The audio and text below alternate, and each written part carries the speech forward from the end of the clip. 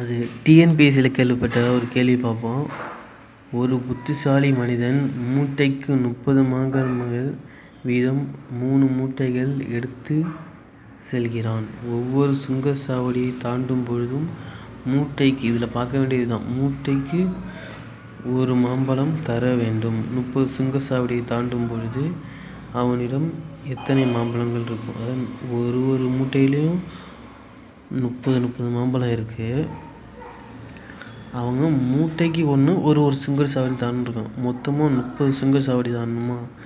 இப்போ அவங்க ஒரு மூட்டைக்குன்னா 3 மாம்பழம் சுங்கச்சாவடியிலேருந்து கொடுத்துட்டு போகிறாப்புல. அப்போ சுங்கச்சாவடியிலேருந்து 3 மாம்பழம் கொடுக்குறப்ப ஒரு 10 சுங்கச்சாவடி தாண்டுறப்ப அவன்கிட்ட 30 மாம்பழம் காலி ஆயிரும் ஒரு மூட்டையிலேருந்து. அவங்க மூட்டைக்கு ஒரு மாம்பழம் தான் சொல்லியிருக்காங்க, தவிர ஒரு மூட்டையிலேருந்தும் சொல்லலை. அதனால் ஒரு மூட்டையிலேருந்து இல்லை, மூட்டைக்கு ஒரு மாம்பழம். இப்போ அவன்கிட்ட இருக்குது 3 மூட்டையிலேருந்து ஒரு மாம்பழம் எடுக்கிறாப்புல. அது என்ன ஆகுது, ஃபஸ்ட்டு ஒரு 10 டோல்கேட்டுக்கு 30 மாம்பழம் போயிடுது, ஒரு மூட்டை போயிடுதா. அதுக்கடுத்து 2 மூட்டை தான் இருக்கும். அப்போ 2 மூட்டைக்கு அவன் ஒரு மூட்டைக்கு ஒரு மாம்பழம் தரணுன்னா 2 மூட்டைக்கு 2 மாம்பழம் தரணும். அடுத்து அவர் போகிற டோல்கேட்டுக்கு ஒரு மூட்டையிலேருந்து ஒன்று எடுத்து கொடுக்குறாரு.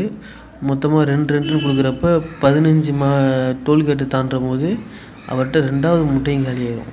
15 டோல்கேட்டு தாண்டுறப்ப அதுக்கடுத்து லாஸ்ட்டாக இருக்குது ஒரு மூட்டை தான். ஒரு மூட்டைக்கு ஒன்று கொடுக்குறப்போ இப்போ அவர் ஆல்ரெடி 10 + 15 25 டோல்கேட்டை தாண்டிட்டார். லாஸ்ட்டாக ஒரு 5 டோல்கேட் தான் தாண்டணும்.